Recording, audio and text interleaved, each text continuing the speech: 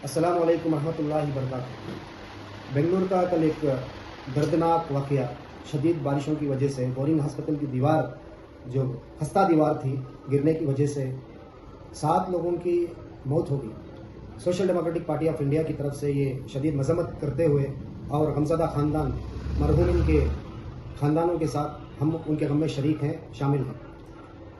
आप देख सकते हैं कि सिर्फ बोरिंग हॉस्पिटल एक ऐसी इमारत नहीं है जो गवर्नमेंट इमारतों में से, इसमें कई ऐसी इमारतें हैं जहां पर इनकी हालत बहुत खस्ता है, जिसको मरम्मत की बहुत ज़रूरी है। शिवाजी नगर एक ऐसा एक हब जहां पर हर दिन लाखों आदमी गुजरते रहते हैं, लेकिन बारिश के मौक़ों पर गवर्नमेंट को चाहिए था कि इसकी तैयारी की जाए, लेकिन वहाँ के जो मुंतज़मीन हैं, जो ऑफिसर्स हैं, पीडब्ल्यूडी डिपार्टमेंट के ऑफिसर्स हैं, जीबीए या फिर बीबीएमपी के जो जिम्मेदार हैं, उन लोगों के कानों के ऊपर जून तक नहीं चली।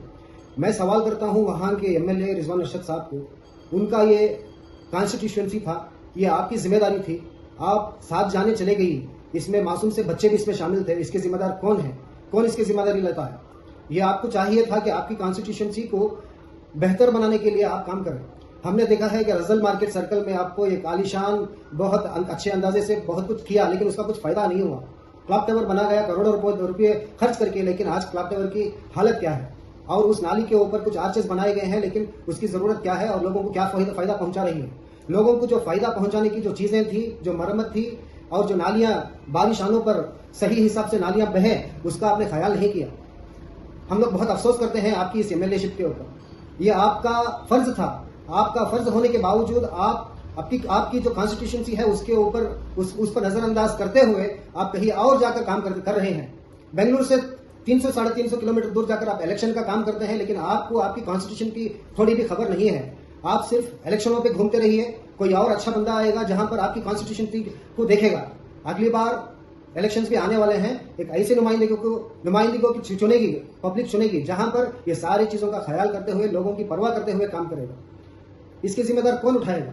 यहां तक कि गवर्नमेंट आगे नहीं बढ़ रही है, और जो भी मरहूम कल जो इस हादसे के अंदर गुजर गए हैं, उनको हमारे चीफ मिनिस्टर सिद्धरमैया साहब आते हैं और 5 लाख का मुआवजा देने की बात करते हैं, और 50,000 रुपए जो लोग जख्मी हुए हैं। ये 50,000 किस काम के आएंगे बताइए?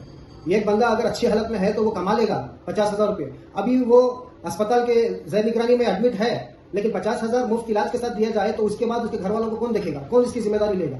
वो एक अकेला बंदा अपने घर की जिम्मेदारी उठा रहा है। वो अगर अस्पताल में है, इलाज कर रहा है, इलाज के बाद भी घर जाएगा, बीमारी में रहेगा, तकलीफ में रहेगा, उसके बाद का उसके घर और जीना चलाने के लिए उसके पास क्या रहेगा? और इसी तरह जो जाने चली गई, जिसका मोल ही नहीं है, एक अनमोल जान चली गई। अफसोसनाक ये हादसा हुआ है। इसके अंदर औरतें भी हैं, बच्चे भी हैं, मर्द भी शामिल हैं, स्टूडेंट्स भी शामिल हैं। उनको 5 लाख का मुआवजा देना ये छोटी सी बात है। शर्म आती है हमको स्टेट गवर्नमेंट के ऊपर। हम लोग social Democratic Party of India से ये आपको गुजारिश करते हैं कि हर एक मरहूम को 1 करोड़ का मुआवजा दिया जाए, और घायलों के लिए 5 लाख का मुआवजा देना पड़ेगा सरकार को। और जो भी इसके जिम्मेदार हैं, जैसे कि जीबीए ऑफिसर्स हैं, पीडब्ल्यूडी ऑफिसर्स हैं, हॉस्पिटल मैनेजमेंट है, सुपरविजन के लिए, बिल्डिंग के सुपरविजन के लिए जो लोग तैनात किए हैं, वो जिम्मेदार। और एक बात और मैं कहना चाहता हूँ, शिवाजी नगर कॉन्स्टिट्यूशंसी के एमएलए रिजवान अरशद साहब, कल जब आपको प्रेस वालों ने पूछा, ये आपने एक बहुत बड़ा रीज़न देते हुए इस बात को थमा दी कि आप इसके साथ सियासत नहीं करेंगे। जिस घर में जनाजे उठे हैं, आप उनके साथ क्या सियासत करेंगे? आपने कहा कि ये जिम्मेदार हम नहीं हैं, वो लोग हैं। बीजेपी जब आधी दीवार बनाकर गई थी तो आप हुकूमत में आकर 3 साल हो गए हैं, आप 3 साल से क्या कर रहे थे? ये क्या आपकी जिम्मेदारी नहीं थी? ये अस्पताल क्या आपकी कॉन्स्टिट्यूशंसी में नहीं आती है? आप क्या सिर्फ रिबन कट करते हुए जाएंगे जो भी बिल्डिंग नहीं बनती है? एक किले को अगर मजबूत रखना है तो उसकी दीवारों को मजबूत रखना है पहले।